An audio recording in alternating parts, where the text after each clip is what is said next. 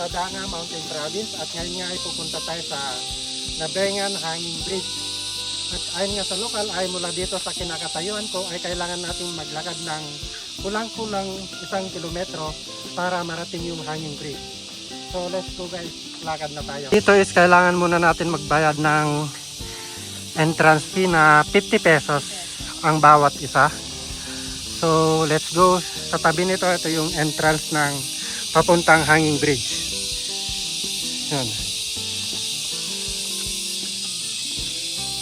So ito nga, mula nga daw dito ay kailangan natin maglakad ng kulang-kulang 1 kilometro para marating yung lugar. Matarik din, oh.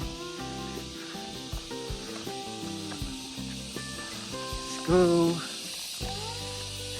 Tapos na kayo, sir.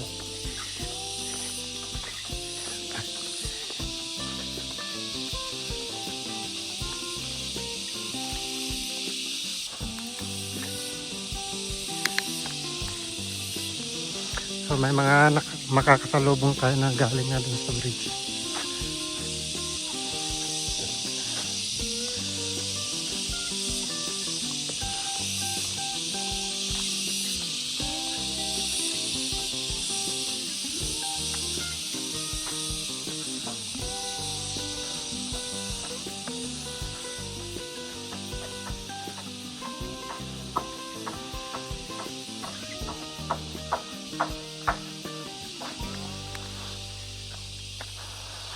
Let's go. Oh, grabe yung view dito.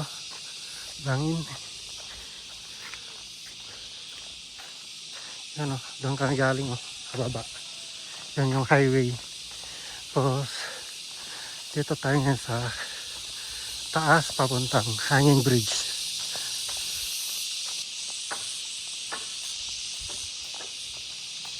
So yun guys, yung hanging bridge na kung nakikita nyo. So, meron na tayo dito.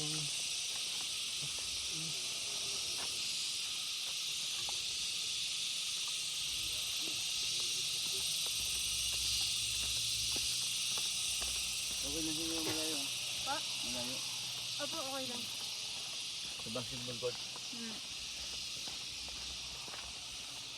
Alin, si Wangod? Hindi, yung bahay. Ha? Ang bahay.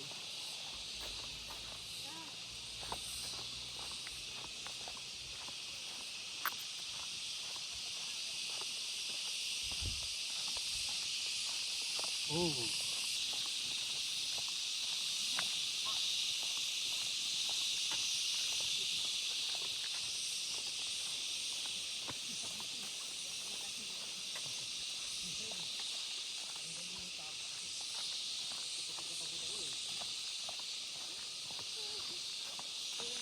Yun guys, yun yung hanging bridge na pupuntahan natin. Kita nyo naman. Kita nyo yung taas nito.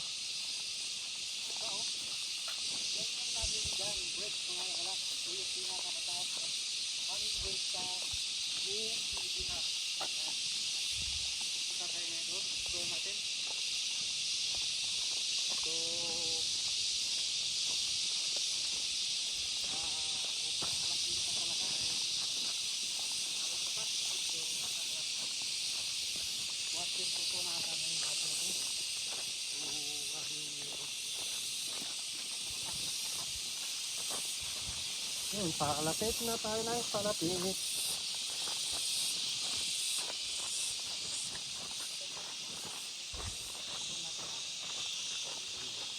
So, ayun na nga guys, after ng ilang minutong paglalakad ay narating din natin sa wakas itong hanging bridge na talaga namang wala akong masabi kundi wow. Grabe. So, punta tayo dun hanggang sa pinaka-entrance niya. So, ang height nito guys is 180 meters. So, ganito siya. Spending the night in Dixon,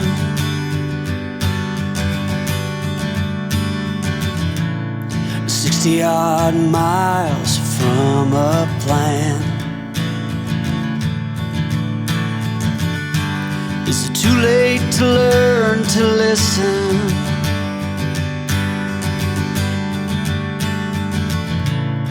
Too late to be less a man. Hi guys, so para sulit yung punta natin dito ay kailangan nating tawirin tong hanging bridge na may habang 300 meters and may taas na 180 meters. So let's go. So ito yung pinakamataas na hanging bridge dito sa Pilipinas at hindi naman siya yung pinakamahaba pero ang haba na rin sa 300 meters na haba. Let's go. Tawirin na natin.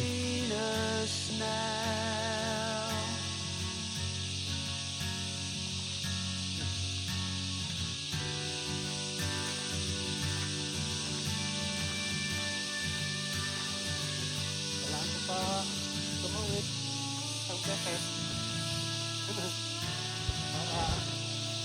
para may landscape.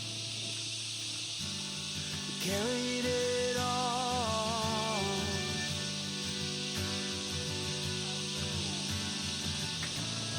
Covering miles as we go. So kung may zero size kayo guys, at kayong tingin sa baba, mas lalo lang sa takot. So diretso lang ata meron paminsan-minsan sagat sa baba, pero wag sanayin. And I'd find you if I could. Invite you to the final light. So malakas din yung hangin dito guys, kaya kung naka-tripod kayo ganito yung to, wag nyo lang kasi hawakan nyo lang nahigpit. How many yesterdays are between us now?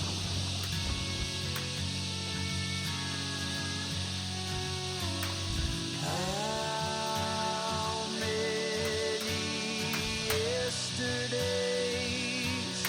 are between us now?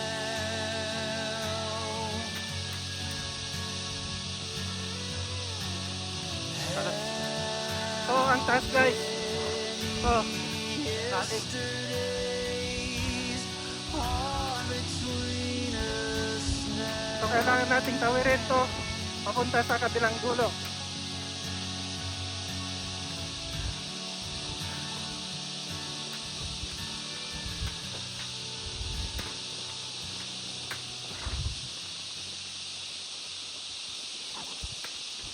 Ano?